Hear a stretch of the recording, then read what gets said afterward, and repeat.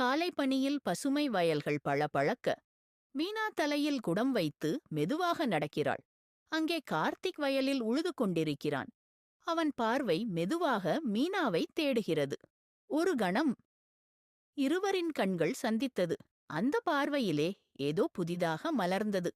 காற்று வீச மீனாவின் துப்பட்டா பறக்கிறது. கார்த்திக் அதை பிடித்து மெதுவாக கொடுக்கிறான்.